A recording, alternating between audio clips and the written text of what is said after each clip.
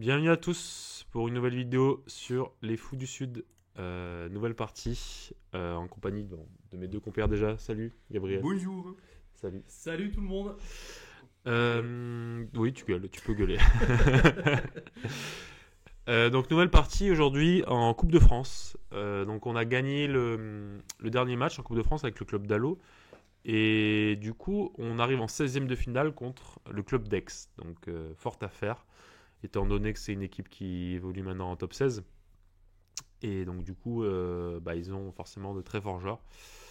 Donc moi je suis au deuxième échiquier avec les Blancs. Je suis opposé au grand maître Glenn Fleer, qui a sensiblement mon elo. Alors qu'est-ce qui s'est passé pour que tu te mettes au deuxième là, du coup parce que t'es le plus gros élo de ton club donc. Ouais, alors en Coupe de France on peut swapper un Ouais. peu comme on veut, on va dire. On peut swapper. On peut, ouais. On peut changer un peu comme on s'échanger, veut. ouais, On ouais. peut s'échanger. En fait, on avait les noirs au 1 et au 4 Ok. et les blancs au 2, 3. Ok. Et le truc, c'est qu'au 1, comme eux, ils ont les blancs en 1 et au 4, ils vont mettre très fort au 1. Donc généralement, ils vont mettre soit Yannick Gozzoli, soit Maël Boyer, donc deux mecs à plus de 2005. Donc si moi je me mets au 1, je peux peut-être déjà tenir une nulle par miracle, mais pas sûr. Genre le plus probable, c'est que je perde. Et en plus, derrière, au 2, parce que nous, notre équipe, du coup, c'est donc Étienne Chaumet, 2100, Alexandre Roubaud, à peu près 2100 aussi, et Christina Kosteniuk, un peu moins de 2000. Et donc, du coup, après, comme ils vont avoir minimum 2 autres joueurs à 2400, il faut mettre les points. il faut mettre les points, quoi. Donc, Mhm. la stratégie, le pari que j'ai pris en tant que capitaine, c'est du coup, de mettre Christina au 1, qui forcément, ça serait un peu plus compliqué pour elle, mais bon, déjà, ça lui fait une belle expérience, parce que elle est jeune, et ça lui donne l'occasion de jouer contre un grand maître. Ah bah ouais, c'est sûr. Et après, moi, me mettre au 2, essayer de scorer. Mettre Étienne aussi au 3, notre jeune prometteur, pour essayer de scorer. Mm. Et voir Alexandre au 4 s'il peut tenir éventuellement au moins la nulle contre donc Pavel Govsian. Il joue contre Pavel Govsian. Ouais. Et Et bah oui, c'est leur strat. Ils mettent Ouais. Yannick au 1 et Pavel au 4. Et du coup, ils essaient de scorer 1 et 4. Mhm. Et bon, forcément, c'est une stratégie plutôt correcte quand t'as les blancs. Ouais, les blancs parce ouais. qu'on dit Pavel là, mais c'est qui Pavel? C'est un grand maître, ouais. Non, c'est un mi à peu près à 2450 de Ok. Aix. Pavel Il est au Govsian. dernier lui du coup Ouais, il se met au 4. Ouais. Donc au 1, ils ont Yannick Gozzoli. Donc je savais pas qu'Yannick jouait parce que l'an dernier, quand on avait joué contre eux, ils avaient mis Maël Boyer au 1. Mm. Honnêtement, si j'avais su que Yannick Gozzoli jouait, je pense que j'aurais quand même pris le 1 parce que j'ai jamais joué contre lui. Donc ça m'aurait plu de faire une partie contre lui, quoi. En partie longue, j'ai jamais joué. Mais ok. Donc du coup, au 2, ils ont Glenn Fleer. Au 3, ils ont un autre jeune, Durand Ben Moussa, je crois, qui joue donc sensiblement du même niveau qu'Etienne. Et au 4, Pavel Govsian. Donc ok, Glenn, c'est un adversaire donc déjà que j'apprécie beaucoup. Si jamais il regarde la vidéo, je le salue parce que c'est un joueur que j'ai rencontré beaucoup en tournoi, qui est très sympathique. Je pense que c'est un des grands maîtres les plus sympathiques du circuit. Je sais pas si vous... Bah, moi oui, enfin, c'est le seul grand maître contre qui j'ai joué donc Ouais. et puis oui il est super sympa, il est très classe. Ouais. Et il est très classe dans sa, tu sais, bon, sûrement vestimentairement, mais je me souviens plus, mais tu sais, dans sa façon d'aborder les choses. Ouais. Très fair il play, est pas là, ouais, il est pas là pour le poli. conflit, très fair play, très poli. Il fait pas un bruit sur sa chaise comme certains, tu vois, enfin c'est. Dis les Ouais. noms, dis les noms. Bah écoute, à peu près toutes les personnes du club de et en fait. Très bien joué, ça, c'est très bien. Mais ouais, c'est agréable de jouer contre des mecs comme ça, quoi. Ouais, carrément. Ouais. Donc c'est un gentleman, donc il joue pour la fédération d'Angleterre, hein, toujours il est anglais de base. Et je l'ai joué peut-être 7 ou 8 fois en partie classique. Ok. Et j'ai aussi pris des cours avec lui, parce que c'est un expert des finales, il a écrit plein de livres sur les finales. J'ai Donc- un bouquin de lui là, je crois. Ouais, c'est sur en les finales. finale. Oui, c'est ça. En finale, il y a volume 1 et 2. Et j'ai pris peut-être une dizaine d'heures avec lui sur différentes finales, donc des finales de tour. La dernière fois, j'ai pris tour fou contre tour et dame contre tour. Mais voilà, du coup, régulièrement, quand je veux un peu m'améliorer sur les finales, je le contacte pour prendre des cours. Et donc, au niveau de nos affrontements, on a fait énormément de parties nulles. J'ai perdu 2 fois, je crois. 2 fois et 5 nuls. Et donc là, quand j'arrive à cette partie, que je vois que je joue contre lui, j'ai bien envie quand même d'ouvrir le score. Ok. Donc j'envoie au 4. Alors, je m'étais pas préparé spécialement contre Glenn parce que je m'attendais pas spécialement à que Glenn soit au 2. Mais je sais que Glenn joue exclusivement E5. D'ailleurs, Ouais. c'est assez rare pour un grand maître quand vous allez dans le chess base et que vous regardez, vous préparez contre Glenn. il y a peut-être 5000 parties sur E4, et 5000 parties, il a fait E5, quoi. Donc vous savez que vous allez avoir ce coup sur l'échiquier. Donc je joue cavalier F3, cavalier C6, fou B5. Et ici, habituellement, son coup c'est A6, il joue ça quasiment exclusivement. On avait fait d'ailleurs une partie à Marseille, au tournoi fermé à Marseille en 2023, où il avait joué A6, j'avais pris, et on avait joué une espagnole d'échange, avec Petit Roc. Mais j'ai vu que quelques fois dans la base, il jouait cavalier GE7, et c'est ce qu'il me fait aujourd'hui. C'est un peu la variante, on va dire, anti-espagnol d'échange, parce que l'idée des noirs, c'est que maintenant, si on prend, le cavalier va reprendre, et il n'y aura pas de pion doublé. Alors évidemment, l'inconvénient de ce coup, c'est que c'est pas très naturel pour le développement, parce que ça bloque le fou. Donc généralement, le fou, après, va essayer de se mettre en fianchetto. Avant ce match-là, on a peur que... Enfin, on a peur, moi je m'en fous, mais toi, t'as peur que ça se prépare avec la chaîne? Bah, un peu. Après, bon, c'est un peu le risque du métier. D'ailleurs, ils nous ont confirmé après le match qu'ils avaient, Yannick et Pavel notamment, qu'ils avaient épluché toutes les vidéos de la chaîne quasiment, pour se préparer contre moi. Peut-être pas les Donc, miennes. non. Du coup, ouais, plutôt les Road to GM. Donc, effectivement, Ça fait du watch time, hein, on prend. ils On ont prend. cherché les infos. Donc, salut à vous, hein, si vous repréparez pour un prochain match, on est toujours là. Mais effectivement, ouais, du coup, ils ont pas mal d'infos.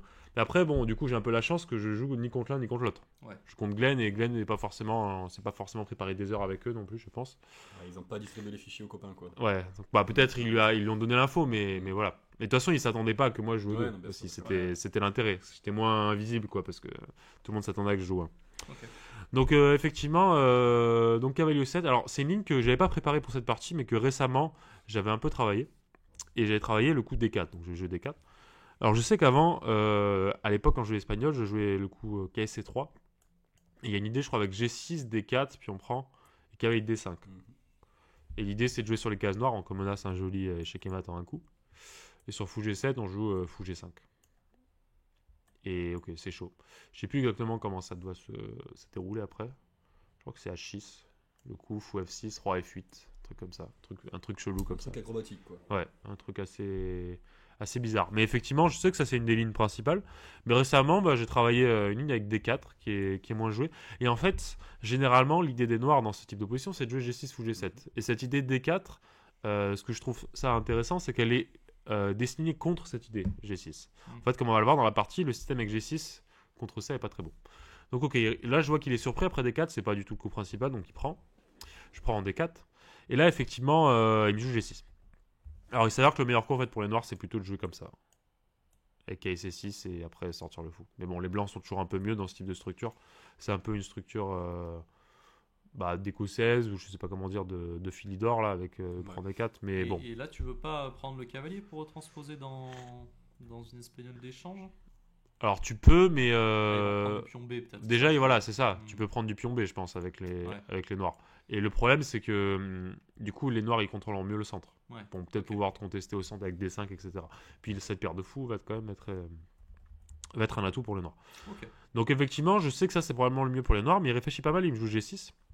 Je suis assez content de voir ce coup, parce que du coup, j'envoie ce que j'avais travaillé. Cavalier prend C6. Donc cavalier prend. Bon, s'il prend tout de suite, on est plutôt content. Parfois, on a des coups comme Dame D4 en intermédiaire. Ok. Qui le dérogue du coup parce qu'il est obligé de faire tour G8 et du coup certes il pourra jouer fou G7 mais il pourra plus faire le roc. Donc du coup il joue cavalier prend et là coup très rare que j'ai préparé, regardez, c'est fou D2. C'est très rare mais c'est très logique en fait parce que c'est directement lié au développement du fou. On va se mettre en C3 pour contrer le fou sur la diagonale et l'échanger et du coup essayer de profiter des faiblesses sur case noire. Donc ok, réfléchis un peu. Bon, je sens clairement mon ouverture l'a surpris, hein, c'était pas vraiment à quoi il s'attendait. Mais il me joue fou G7, je joue fou C3, il joue petit roc, je prends. Et je joue KC3. Alors là, je sais que je suis un peu mieux, mais j'ai quand même un peu un dilemme de est-ce que je dois mettre le roi là ou jouer pour grand roc et jouer H4 H5. Je sais que Gabriel, tu vois, il jouerait Dame D2. La question ne se pose même pas voilà. vraiment, en fait. Dame D2, grand roc, H4 H5. Mais je me dis aussi, j'ai un avantage quand même plutôt à long terme, donc c'est pas forcément nécessaire de s'envoyer comme ça en l'air. Donc du coup, je me dis, ok, je joue KC3, je garde un peu de flexibilité, je vais voir ce qu'il veut faire. Il me joue D6 et je finis par OK. Alors je pense que Dame D2, c'était jouable aussi. Hein. C'était écrasant, je pense. C'est vrai que moi je dois jouer petit rock. Oui, non, mais c'est- On est d'accord. Mais toi, je sais que t'aurais joué petit rock, toi, je sais que t'aurais joué dame D2. Mais ok, je crois qu'il y avait une ligne genre F5. En fait, j'avais peur qu'il exploite un peu mon recentre, que je suis obligé de remettre une pièce. Et pourquoi tu veux prendre un F5 là? Pourquoi tu vas pas rock direct? Genre grand rock. Ouais. Ouais, ça, je peux. Puis on prend, cavalier prend. Parce qu'on a un 3 contre 2 qui est intéressant, là, le roi, ça a piqué là. Maintenant que tu as joué F5, tu défends encore moins bien le pion G6, je vais t'envoyer Ouais, F5. Ça a puis piqué. son roi est encore plus affaibli. Son roi est- Parce que j'ai senti de toute façon qu'il allait faire cette rupture F5. C'est le seul truc pour pas être moins bien. Mais effectivement, peut-être en ayant fait grand rock, c'est plus optimal. Tu es mieux placé pour en profiter. Aussi, oui, ce qui me gênait, oui, sur F5, grand rock, c'est parfois peut-être il joue F4. Et du coup, c'est peut-être mieux. C'est peut-être mieux quand j'ai fait grand rock, ça. Bah ouais, Parce que là, c'est un truc qui me gênait sur le petit, ouais. c'est un truc qui me gênait sur petit rock, tu vois. Mais sur grand rock, c'est peut-être moins grave, quoi. Ok. Mais ok, bon, l'idée c'est qu'il veut peut-être fixer la case pour le cavalier, etc. Mais ok, ça c'est peut-être. Donc peut-être sûrement que dame D2, t'as raison, ça doit être un peu meilleur. Bon, un petit rock, c'est très bien. Mais je joue petit rock assez vite, je joue pratique, lui il passe pas mal de temps déjà hein, dans l'ouverture. Il me joue F5. Je décide de jouer F4. Donc je veux bloquer clairement cette idée des blancs, des noirs de faire F4. Parce que sinon je vais avoir un peu. Bon, pas une position type est indienne, mais bon, il va mettre son cavalier en E5, il va avoir F3 à un moment donné pour casser le truc, il va jouer sur case noire. Donc je décide de jouer F4 pour bloquer cette idée-là, contrôler la case. Il me prend E4, je prends E4, et il me fait fou F5. Et là, c'est un moment intéressant parce que j'ai un choix à faire. En fait, soit je bouge le cavalier, et j'essaie de continuer mon attaque normalement, soit je vois une idée assez vite que je peux prendre en C6 et faire dame D4, et du coup essayer de jouer le déséquilibre avec cavalier contre fou, les cases noires qui sont un peu faibles pour les noirs, éventuellement me dire, bon, comme j'ai cassé sa structure, si après il rend le fou contre le cavalier, bah, étant donné que son roi est un peu plus faible et sa structure un peu plus faible, il devrait être mieux dans la finale de pièces lourdes. Donc ok, je réfléchis pas mal, je regarde un peu le coup KG5, mais je vois rien de concret avec H6. J'ai pas de moyen de faire marcher, genre, je sais pas, un G4, je crois que je calcule ça dans la partie G4, H prend, G prend, et genre tour prend, je crois. Et je vois rien de. C'est pour ça fait grand rock, petit. Bah oui, on est d'accord. On est d'accord. Ouais. Donc là, effectivement, peut-être qu'avec grand rock, ça sera plus efficace. Mais du coup, cavalier G5, je vois pas vraiment l'intérêt parce qu'il fait H6 et j'ai un peu perdu du temps. Cavalier G3, je me dis, bon, je suis pas sûr que ça soit une menace. Parce que bon, si. Alors peut-être je peux prendre et je vais foutre D3 pour jouer F5. Peut-être c'est une option ça. C'était peut-être une option. Je crois que j'avais vu cavalier 7 dans la partie. Et essayer de bétonner la case et éventuellement de faire C6 D5. Mais bon, je suis quand même mieux. Voilà, j'ai dame D4, j'ai la tour qui arrive en 1. Donc c'est sûr que c'est encore un avantage. Mais pour moi, typiquement, et je pense pour beaucoup de joueurs aussi, c'est pas facile ce genre de moment parce qu'il y a plusieurs chemins qui ont l'air tentants, qui ont l'air de plutôt promettre un bon avantage. Et du coup, faut choisir une lignée. Et du coup, là, je me suis pas trop pris la tête. Je me suis dit, bon, moi, fou prend C6, c'est mon intuition. Me dit de jouer fou prend C6. Donc je regarde si ça mène à un avantage. J'ai évalué que oui, donc je suis parti là-dedans, quoi. Okay. C'est peut-être pas forcément le meilleur, mais voilà. Donc je prends. Donc ça défend le cavalier. Après, de toute façon, bon, je sais pas si c'est comme ça à tout niveau, mais on parle souvent du. Vaut mieux avoir un mauvais plan que pas de plan, quoi. Alors, ça, je pense que c'est un proverbe qui a été, on va dire, répandu depuis des années, mais qui est un bon proverbe de merde. Ah ouais, mon avis. parce que Ouais. moi, je suis vachement partant en mode. Si t'as une idée, vaut mieux jouer comme ça plutôt que jouer des coups qui. Tu sais pas. Si vraiment t'as un plan catastrophique qui te fait affaiblir toute ta position et rien, vaut mieux jouer au coup par coup plutôt que t'envoyer en l'air, en fait.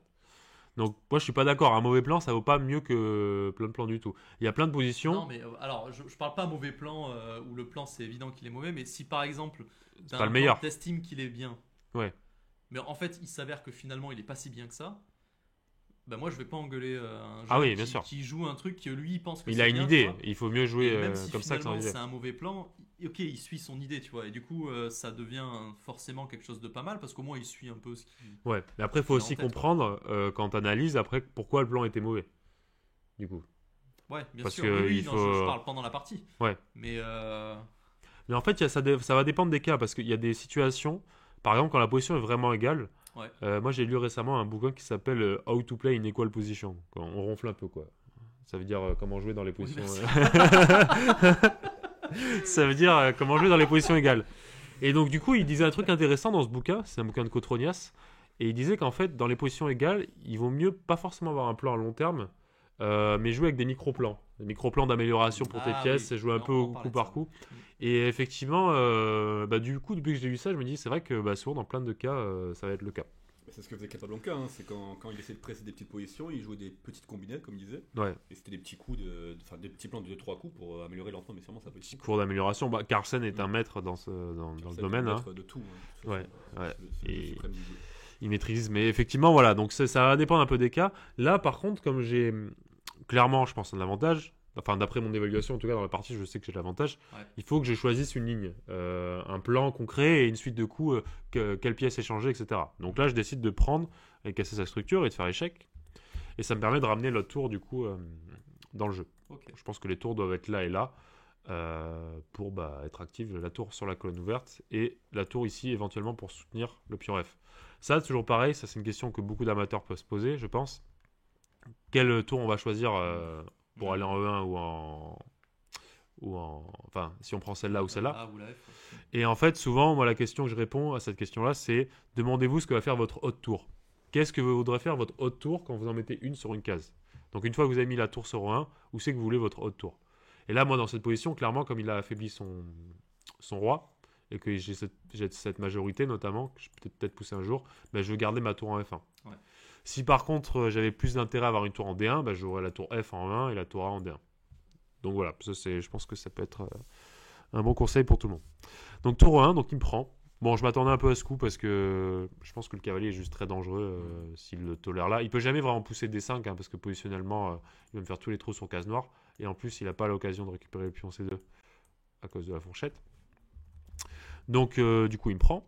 Je prends de la dame. Il me joue dame D7. Et ici, je décide de faire dame C4 échec. Donc, je veux un peu essayer de le provoquer à jouer D5 parce que, encore une fois, il affaiblirait toute sa position. Je peux jouer par exemple dame D4, je veux B4 pour fixer les pions. Et après, commencer à coulisser les tours pour attaquer les faiblesses. Et en plus, quand mes tours vont coulisser, elles peuvent à la fois attaquer les faiblesses de l'aile dame et à la fois soutenir une attaque à l'aile roi si j'arrive à jouer F5. Donc D5, c'est clairement pas un coup qu'il a envie de faire. Donc il fait tour F7. Je suis H3. Bon, là, je me pose un peu la question, est-ce que je dois vraiment faire un truc actif? En fait, déjà, dans la partie, je me demande est-ce que je dois faire F5? Parce que je pense que toi, c'est le premier coup que tu as regardé. Oui, bon, c'est bon. Non, mais je sais pas, certes, objectivement. en effet. Et c'est aussi un des coups que je regarde, tu vois. Ces coups dynamiques, ça donne un pion, mais ça force les noirs à prendre du pion et d'affaiblir encore plus leur roi. Et je regarde un peu les trucs comme ça, prise et tour 3. Et après, je me dis, bon, en fait, cette rupture F5, elle va tout le temps être là. Et cette dame peut pas vraiment venir devant parce qu'il y a le pion ici. Donc je me dis, autant améliorer un peu la position de mon roi d'abord et voir un peu ce qu'il veut faire lui. Donc là, déjà, il est très mal au temps. Hein. Je crois qu'il a moins de 20 minutes alors que j'ai genre 1h10. Tu vois, donc, Okay. Ouais. Donc il a pris beaucoup de temps dans l'ouverture sur ma ligne. Et c'est dur pour lui de trouver un plan parce que la position est assez compliquée. C'est la souffrance, hein, quand même. Ouais, là, il est en souffrance. Ouais. Donc il me joue tour B8, il active sa tour. Et alors là, tiens, question, qu'est-ce que vous joueriez? Je pense que le coup que j'ai joué, c'était intéressant. Qu'est-ce qu'on joue ici, là? On demande à Ben d'abord. Ah, ok. Et ouais. Bon, évidemment, ton adversaire attaque le pion B2, donc tu vas, non, d'accord. tu vas y réagir. C'est vraiment la dernière chose que je regarde défendre le pion. Ok, bon, on prendra ta suggestion après. Ah là là, j'adore les échecs. Alors. Prends ton temps, Ben. Hein. Et oui, mais. Les internautes ont le temps, t'inquiète pas. Les internautes ont une barre pour avancer. On mettra des On va des mettre chapitres un timer de 12 minutes. Hein. Ben réfléchit. Bon, le premier coup, c'est peut-être B3, mais je sais pas si je joue B3, B4. Ouais, en fait, pourquoi je te pose cette question? Parce que la question elle est là pour moi. Est-ce que tu joues B3 ou B4? Parce qu'en fait, tout à l'heure, B4, c'est vrai que ça avait l'air fort, tu sais, on parlait, mais c'est si t'as joué D5. Ouais, dans la structure où tu as joué D5, on peut se dire B4 pour contrôler la case. Parce que là, B4, je dis n'importe quoi, est-ce qu'il peut sacrifier le pion avec A5, tu vois, essayer de rentrer. Ouais, alors il Bah, peut, c'est mais un pion, c'est un pion et c'est un pion quand même passé assez non, loin. mais Quoi. oui, mais c'est les trucs que je regarde là, du coup. Ouais. Le truc, c'est que si. Ouais, C5, il a pas envie, là, il fait des trous. En fait, il faut se demander aussi qu'est-ce que veut faire ton adversaire. Avec la tour B8, bon, il va attaquer ton pion, mais il a aussi une idée pour essayer de s'activer là. Il y a un des deux coups qui va empêcher, l'autre non. Ah, il veut faire tour B5, tour ailleurs. Alors ça, tu ne pourras pas l'empêcher, mais par contre, il peut faire aussi. Ah, C5 pour B4. ok. Voilà. Ouais, Je vais faire C5 et tour B4. ok. Et donc effectivement, c'est pour ça que je pense que le coup B4 est un peu meilleur. Je sais pas ce que tu aurais joué toi du coup. Oh, j'aurais joué tour 3, tour 1. Tour 3. Gentiment. Hein. Tour 3, tu reprends B2 et tour 1 comme ça. Ouais, mec. Voilà, et puis on mate. Ah, Tour 7, ouais. Quoique. Non, peut-être pas en fait. tour 7, Je laisse peut-être pas tour 7 en fait. je suppose dame F5. Est-ce que t'as pas de D5 intermédiaire là? Ouh. Ça fait mal ça. Ça fait mal, ça fait mal. Bah, t'as un pion de moins dans la finale, quoi. Bon, ouais, bon, écoute. On joue pour tenir quoi. C'est dommage. C'est pas glorieux, je te l'accorde. Après en soi, bon, Ouais, tu ils risques sont- pas grand chose. Il y a tous les pions très faibles, mais ok. Trois pions, c'est- Ce coup D5 intermédiaire a l'air d'être un peu relou. Non, mais ça, c'est un classique. J'aurais passé 30 minutes à calculer tour 3 pour le faire marcher. Ouais, Et soit je l'aurais joué alors que c'est perdant, soit j'aurais fini par jouer B4 au bout de 35 minutes de réflexion. c'est ça. Donc Alors, bon. alors que moi, tu vois, je joue B4 dans 2 minutes là. Oui, bon, écoute. Donc On a effectivement. pas les mêmes valeurs, Thibaut. Mais là, en fait, c'est aussi comprendre pourquoi. Est-ce que tu as besoin de faire un truc à court terme ou pas? Non, mais enfin, moi, oui, moi. Toi, j'ai toi besoin. personnellement, Mais c'est. dans la c'est politique, en toi. en l'occurrence, non. en effet. Mais en fait, là, avec les blancs, tu as vraiment un gros avantage à long terme. C'est intéressant de comprendre ça parce que sécurité des rois en finale de pièces de lourdes. Donc, Ouais. comme on a le 3 contre 2 et que du coup, il n'y a pas le pion F, son roi est plus faible. Ouais. Et bah, il a le plus de faiblesse. Il a un pion isolé là-bas et les pions doublés là. Donc, en fait. Si juste j'améliore ma position, en plus j'ai une grosse avance à la pendule, j'ai juste à lui mettre la pression et attendre un peu de voir ce qui se passe. Et je pense que beaucoup de joueurs, enfin de joueurs un peu moins forts que moi, enfin je sais pas, auront joué B3, tu vois. Bah en fait B3 c'est coup automatique, c'est pour ça que... C'est ça, du coup c'est... Et en fait c'est le genre de coup automatique qui, vu qu'il est pas mauvais, est très dur à déconstruire pour penser à des B4, même tout à l'heure quand t'avais Ouais. le pion en D5, tu vois. Bah, Que ça quand fait- t'as dit B4, je me suis dit waouh, bah oui, mais avant Ouais. que tu le dises, B4, j'étais en mode qu'est-ce qu'il fait Ouais. Ça fait littéralement écho à ma partie en Coupe de France, la première ronde où tu sais, j'avais affronté, j'avais joué l'écossaise là, Ah il oui, avait cette même structure. ta toute première... et j'avais joué B3 tempo, et quand je lâche le pion B3, je me dis bah, pourquoi je l'ai pas mis en B4 pour empêcher C5, tu vois. Ouais. Voilà, c'est Ouais. typiquement pareil quoi. Ah, c'est un coup positionnel en Mhm. fait. En fait c'est oui, c'est pour ça que je voulais passer un peu de temps sur ce topic là, parce que... Enfin sur ce jeu là, parce Le que... topic. Le topic. Parce que effectivement... C'est vrai qu'il y a les sous-titres hein, sur les vidéos. Non, parce qu'effectivement, c'est vrai que en fait, quand tu vas analyser ça, par exemple, avec un ordi, tu vas pas voir une grande différence d'évaluation entre B3 et B4. Donc tu vas pas comprendre que c'est une erreur si tu analyses avec l'ordi. Mais en fait, c'est important de comprendre que aussi c'est la prophylaxie parce que t'empêches un peu ce que l'adversaire veut faire quoi. Donc tu prends l'espace, etc. Tu fixes les faiblesses. Après aussi, peut-être que l'ordi considère que C5 c'est trop affaiblissant, tu donnes la case D5. Ouais. Si tu veux la récupérer, il faut jouer C6, mais t'as fait D6. Mais oui, peut-être. D'un point de vue tout à fait stratégique, B4 c'est clairement. Mais d'un point de vue stratégique et humain, en fait, t'as tout intérêt que ton adversaire ait le moins d'options possible. Ouais.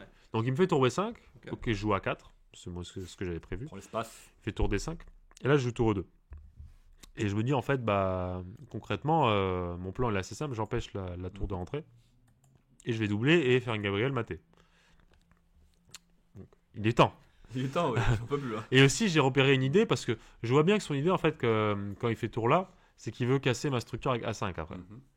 Mais je repère une idée, c'est que quand il y aura A5, enfin, quand il va jouer A5, en fait, je pourrais jouer B5. Mhm. Étant donné que bah, la tour sera en prise, donc il ne pourra pas prendre. Donc il me joue à 5. Ah non, je joue C3, pardon. Ah non, parce que, pardon, B5, il y a tour C5. Ouais, c'est ce que j'allais dire, mais bon. Ouais, il y a tour C5. Donc non, B5, A5, je joue C3. Alors j'ai pas envie de prendre, hein. Parce que si je prends, du Non, coup, voilà. quand il prend après et qu'il fait ça, il va m'attaquer le pion. Mhm. Donc ça sera un peu pénible. Donc je joue C3 pour garder la structure. Mais effectivement- par contre, c'est une tension importante, quoi. Il y a B5 Ouais. et il y a B prend 5 qui traîne aussi. Quoi. Voilà, il y a B5 qui traîne et il y a B prend A5 qui traîne. Donc il me joue roi G7. Bon là, je pense que c'est une erreur quasi décisive en fait, roi G7. Mais il a plus de temps, il a déjà plus que 5 minutes, je crois. On est genre au 22e ou 23e coup. Parce qu'en fait, roi D7, roi G7, ça va me permettre sur c'est B5, B5. tour C5, de faire échec. Et du coup, de gagner un tempo crucial. Ça, c'est des nuances que. Enfin, c'est. Quand tu joues le coup en 10 secondes, c'est impossible à voir. Quoi. Ouais. En fait, tu laisses la case D4. C'est juste que c'est dur de trouver un coup pour les noirs Ah, ouais. dans cette pose. Parce que dès que tu bouges la tour, bah, du coup, c'est aligné. Donc sur B5, tu plus tour C5. La dame, elle a pas de case qui protège le pion. Ouais, La ça, tour c'est peut pas pas bouger. hein. Bah ouais, c'est pas loin de Zugzwang en fait. C'est vrai que c'est vraiment très dur. Donc en fait, après roi G7, bah il n'y a pas trop d'autre coup à faire. Mais je vais vite voir que c'est pas un bon coup parce que du coup, maintenant quand je fais B5, s'il fait tour C5, je fais échec. J'ai gagné un temps sur échec. Important. Alors, il s'avère que B5, bon, je vais le jouer assez vite parce que ça m'a l'air déjà quasiment gagnant. Étant donné que je menace là et que la tour est en prise. Mais j'ai raté une bonne défense pour l'ordi, c'était Dame F5. Enfin, une bonne défense que montre l'ordi plutôt. Ouais. Et bon, j'ai pas avancé dans la partie parce que je me suis dit, je gagne juste le pion. Mais apparemment, après l'ordinateur, cette position, avec tour C5 et tour C4, les noirs ont réussi à s'activer et ont des pièces assez actives pour avoir à peu près assez de compensation pour le pion de moi. Parce que là, j'ai gagné un pion. Mais effectivement, bon, pas du tout vu ça dans la partie, lui non plus. Il va me jouer assez vite tour C5 et là je vais voir que c'est complètement gagnant maintenant parce que je vais faire Dame D4 échec. S'il fait Roi H6, bon, a priori je vais jouer G4, G5 et ça devrait être mat. Roi F8 évidemment il y a maintenant un coup avec la tour qui couvre. Et donc du coup sur Roi G8, je vois très vite que je peux jouer tour F1 et c'est mat. En fait la tour va arriver là. Et il peut pas parer. Parce que si sa tour va là, je joue tour E7. Attaque la dame et menace le mat.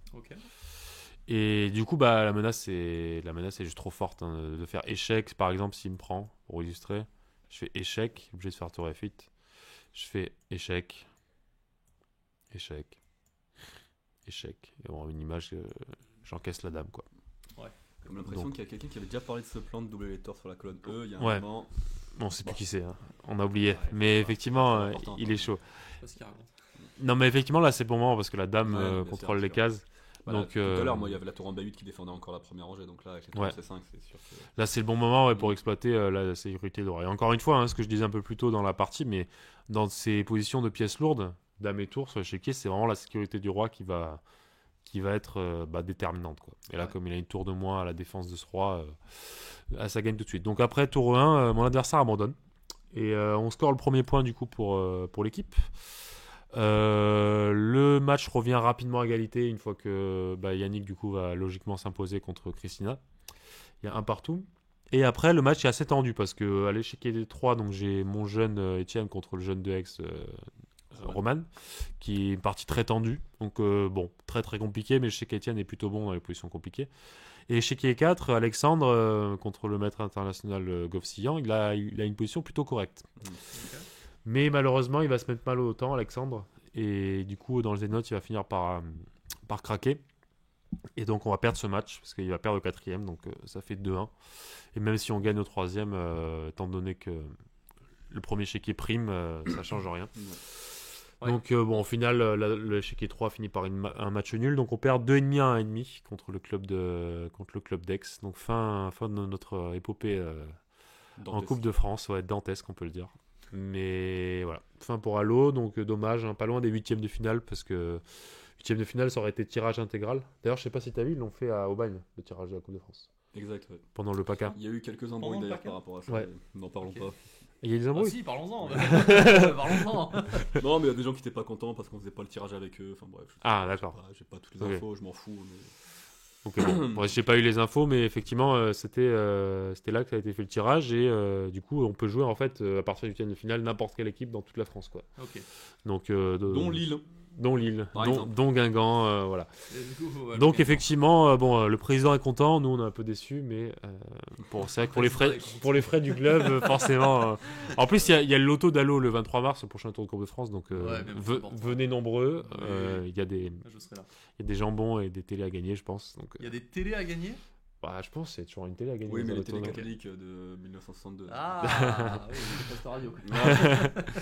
Voilà. Donc merci à tous d'avoir suivi cette vidéo en tout cas. Et je vous dis à bientôt sur la chaîne des Fous du Sud. Restez connectés, ça arrive fort. Ciao. Salut.